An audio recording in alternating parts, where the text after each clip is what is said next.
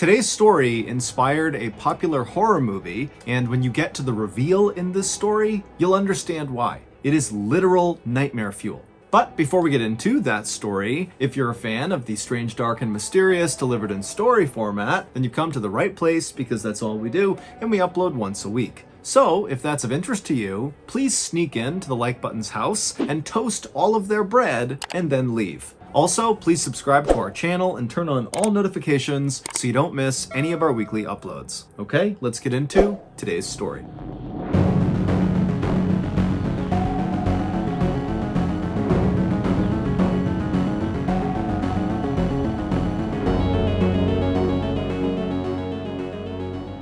One day in early January of 1987, a very strange 52-year-old woman named Ruthie Mae McCoy walked out of her 11th floor apartment in Chicago, Illinois. Today was the day that Ruthie was going to be doing one of her self-appointed public duties. Ruthie was quite tall, and this particular day, she had on 2 pairs of pants with a dress over them. She also had her favorite long stick she was carrying. And as Ruthie marched down the hallway, she began jiggling each of her neighbors' doorknobs to see if they were unlocked. And then in between each doorknob check, she would suddenly stop and wave her stick around like it was a sword, and she was fighting off some unseen attacker. And so after Ruthie had checked 4 doors in a row that were all locked, she reached the 5th door, and when she tried the doorknob, it was unlocked. And so without any hesitation, Ruthie pushed the door open, she stepped inside and began yelling, "Hey, look at me, I'm inside of your apartment!" And the woman who lived in this 5th apartment was in her kitchen making dinner at the time, and when she looked up and saw Ruthie barging into her apartment, she wasn't scared. She was just totally annoyed. She rolled her eyes and then began yelling at Ruthie to get out now. But, as always, Ruthie didn't listen. And before long, Ruthie had moved from the doorframe into the apartment, into the kitchen, where she was waving her stick around wildly and berating this young woman for leaving her front door unlocked in this very dangerous apartment building. The young woman yelled at Ruthie a few more times to try to get her to just leave, but Ruthie didn't budge, and so eventually this young woman picked up the phone and called 911. It would turn out the 15-story apartment building that Ruthie and this young woman and all of their neighbors lived in was indeed a very dangerous place to leave your front door unlocked. In fact, at the time in the late 1980s, this particular apartment building was considered to be one of the most dangerous places in all of Chicago, with a murder occurring there nearly every week. Gangs basically ruled the building, which was totally falling apart and totally decrepit and had these long dark hallways that thieves and killers could hide in. And so Ruthie wasn't wrong in trying to get her neighbors to keep their doors locked, but her very hands-on approach to delivering this message was never met with appreciation from the people who lived on her floor. Instead, her neighbors viewed Ruthie as potentially more hazardous than anything Ruthie was trying to protect them from. However, in reality, Ruthie was not a threat to her neighbors. She was just totally mentally unstable and basically afraid of everything. For example, whenever Ruthie got mail, she would just assume that it was terrible news and most likely about someone coming to take all of her money. And when Ruthie was out in public, which was quite rare, she was so scared of strangers that whenever she passed them, she would just yell out obscenities at them to keep them away. And then also, when Ruthie was in public, she never ate because she was afraid strangers were going to literally run up and take her food. So, back inside of this 5th apartment that Ruthie has barged into, Ruthie was busy berating this young woman about her unlocked door when the police did finally show up, and they dragged Ruthie out of the apartment into the hall. The police by this point knew Ruthie really, really well, and they were not about to arrest her. They knew she was harmless, but just kind of out of her mind. And so, like they always did in this situation, they told Ruthie to leave her neighbors alone and just go back into your apartment and mind your own business. And Ruthie usually would mutter something under her breath about needing to increase the security in this building, but she would eventually do as she was told and she would go back home. And that was basically Ruthie's life in a nutshell. nutshell. Constant fear and paranoia from living in this totally dangerous apartment building, exacerbated tenfold by her very poor mental health. But Ruthie was not content with her life. She, like virtually everybody else in this high-rise apartment building, wanted to get out and live somewhere else and have a better life. But Ruthie, like virtually everybody else living in this high-rise apartment building, did not have enough money, and so she was trapped there.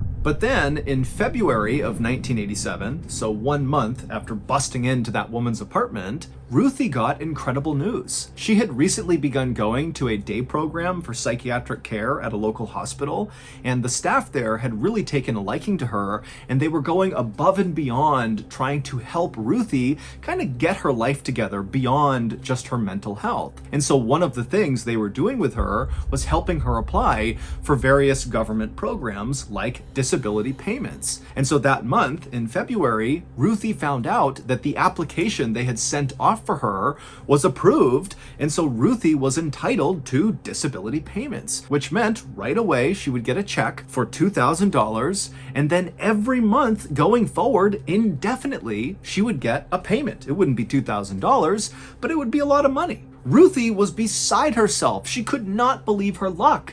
And she now knew that with this money, she would finally be able to move out of that terrible apartment. Even before the money began coming into Ruthie, she was already looking for a new place to live. And as she did this, all she could think about were her 2 beloved grandchildren, a little boy and a little girl. They were the only people in the world, it seemed, to Ruthie that really accepted her and just loved her unconditionally. And so whenever Ruthie would go visit her grandkids, the 3 of them would sit on the ground and just play together for hours and hours. But to that point, Ruthie's grandkids had not been allowed to visit Ruthie at her apartment because it was too dangerous. But now that Ruthie was going to move into someplace much, much safer, she knew that was going to change. She was going to see her grandkids so much more often. And this made Ruthie so happy. And this newfound happiness inside of Ruthie really motivated her to start looking at other aspects of her life and see if she could improve them. And so, as Ruthie is doing this new apartment search,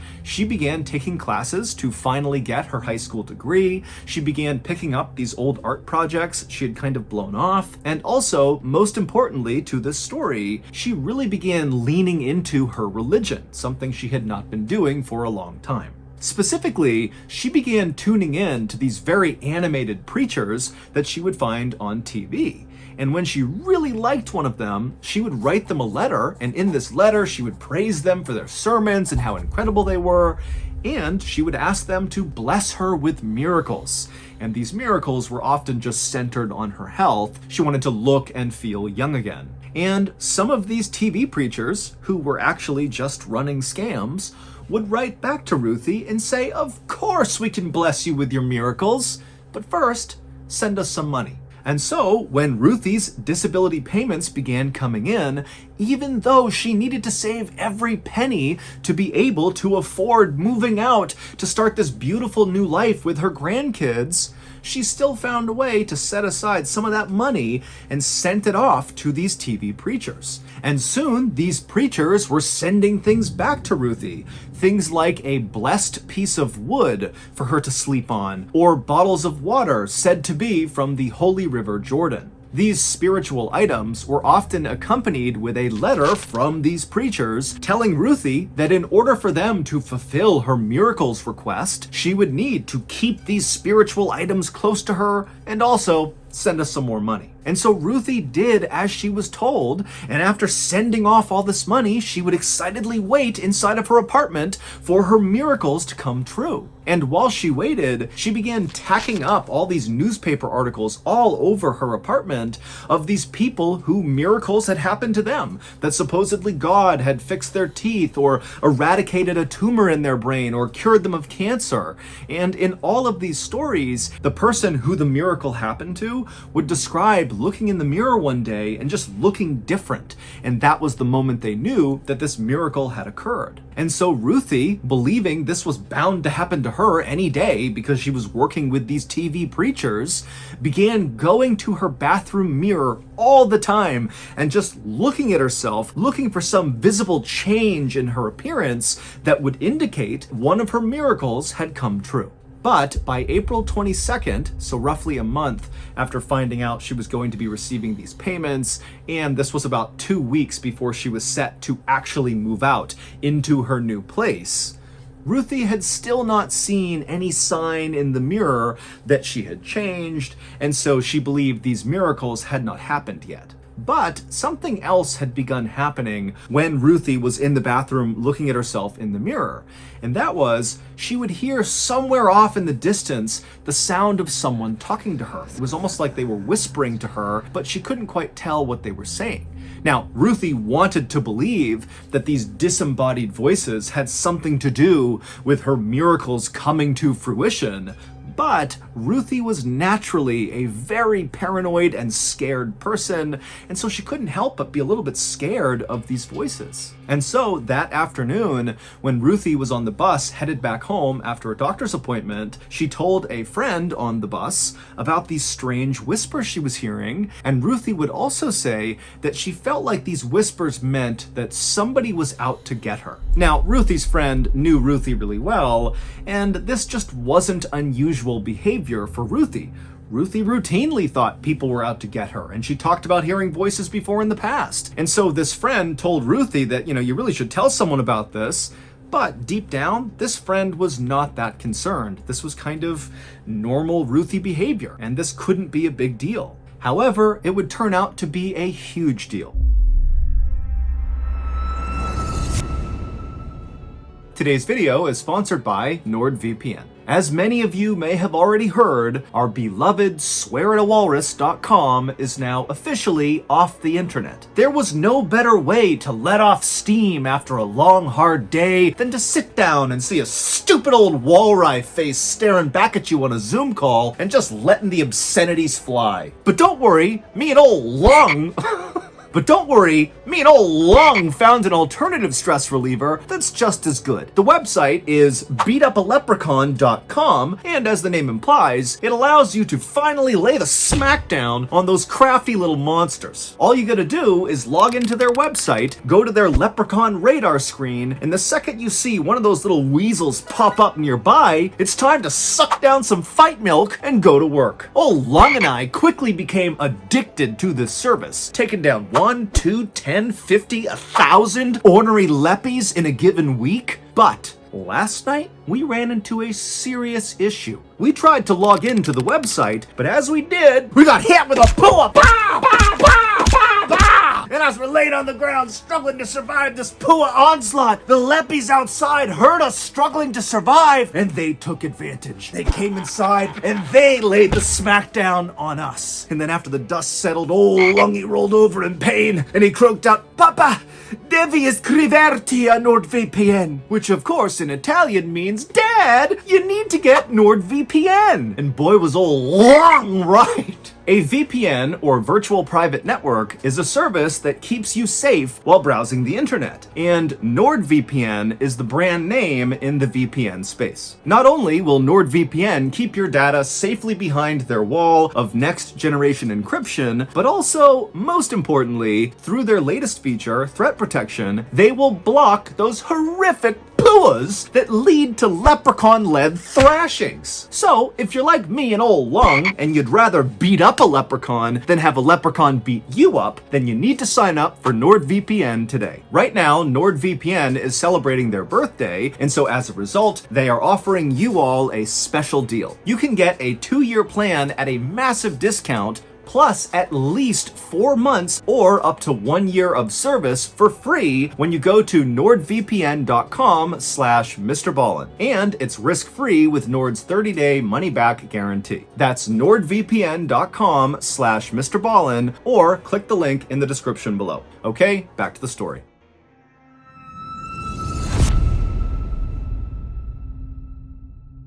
That night, around 8:45 p.m., when Ruthie was back home at her apartment, she called 911. And when the dispatcher answered her call, Ruthie was in a total panic, and she was talking about something to do with the cabinets and with her bathroom and how her neighbors wanted to use her bathroom. And the dispatcher just did not understand. And they tried to ask Ruthie some clarifying questions, but Ruthie just could not put together a coherent sentence. And so the dispatcher told Ruthie that they would send police over right away. And then afterwards, the dispatcher would put out to the officers in the area that, hey, Ruthie McCoy seems to be having some sort of argument with her neighbors over cabinets. I don't really know, but someone needs to go check it out. And when the officers got that call, they were not quick to respond. They knew Ruthie. They knew that this was likely nonsense. But 15 minutes after Ruthie called 911, 911 got another call from somebody else inside of Ruthie's apartment building, and they were calling to report hearing loud noises coming from inside of Ruthie's apartment. And so at this, the police did act quickly. They rushed over to the apartment building, they went to the 11th floor, they went to Ruthie's door, and they began pounding on her door because it was locked. But Ruthie didn't come to the door, and it was totally silent inside of her apartment. And so at some point, the police called back to dispatch and asked them to call Ruthie on the phone she had just used 15 minutes earlier to call 911. And so these police officers are standing right outside of Ruthie's door, and they're listening to the sound of Ruthie's phone ringing inside of her house, but Ruthie didn't answer it. And again, the apartment stayed totally quiet. And so the responding officers turned around and began walking down the hall and knocking on other people's doors and began asking them, hey, did you hear any loud sounds coming out of Ruthie's apartment? And everybody said no. And so the police eventually just kind of gave up and left, despite not seeing Ruthie, not talking to Ruthie, not seeing what's going on inside of her apartment. The next day, when one of Ruthie's friends on her floor noticed that Ruthie had not come out of her apartment all day, and when she knocked on the door, Ruthie didn't answer, this friend called the police. The police came out again, they knocked on Ruthie's door, and after a while, when she didn't answer, the police again just left. Ruthie's friend, who had called the police, was furious that the police were not taking this seriously, and so she wound up contacting maintenance of the building, and a janitor went up to the 11th floor, went to Ruthie's door, drilled through the lock, and pushed her door open. The janitor immediately yelled out for Ruthie, but there was no response, and so he stepped inside and kind of looked around, and right away he was struck by two things. One, it was a total mess inside of her apartment. There were all these religious books and pamphlets all over the ground, but as messy as the apartment looked, it also seemed weirdly empty. Like there was no TV, there was really no furniture or anywhere to sit. It was almost like this apartment had been half moved out, and then whoever was moving it out had just kind of stopped. The janitor started to get a really bad feeling about being inside of this apartment, but he mustered the courage to walk a little farther into the apartment to look into the bedroom. And when he turned the corner and looked into that bedroom, he froze, because there on the ground was Ruthie McCoy. She was lying on the ground in a pool of her own blood. She was dead. The police were called, they came out, they walked around her apartment, and they concluded that this was kind of an open and shut case. Ruthie must have opened her door for the wrong person who came inside and killed her. Remember, this apartment building saw one murder nearly every week, so this really was kind of routine. And just a couple of days later, the police would arrest a 19-year-old living in this apartment building named Edward Turner because he was found to be in possession of Ruthie's TV. Edward did not admit to doing anything, but the police assumed that, he must have tried to rob Ruthie, and in the course of this robbery, perhaps Ruthie had tried to fight back, at which point Edward had overpowered her and killed her. But the police did suspect that there was at least one other person involved in Ruthie's murder, so they did keep investigating. And then in June, so about a month and a half after Edward was arrested, the police began hearing this very disturbing rumor about the building where Ruthie had lived. At first, the police completely dismissed it because it sounded totally made up.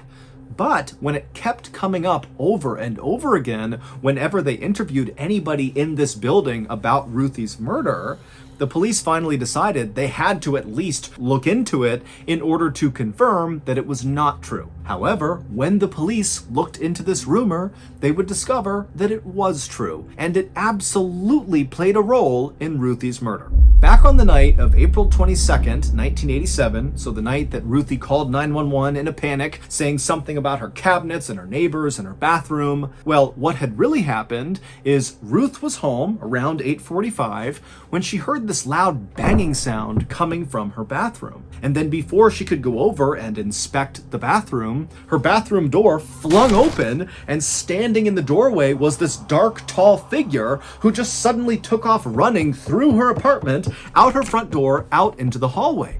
Ruthie was so startled she had no idea what to make of it. She knew that sometimes she saw things that weren't real, and so she likely struggled to figure out, did that really happen? Am I dreaming? Am I hallucinating? What's going on? And so with all these thoughts going through her head, she called 911 to get help, but she couldn't quite describe what had even happened. And so that's why she began rambling about how her neighbors wanted to use her bathroom and the cabinets were somehow involved. It was all very confusing. And so the dispatcher obviously didn't understand what was going on, but they told Ruthie, okay, I'll pass this along and the police will be out soon.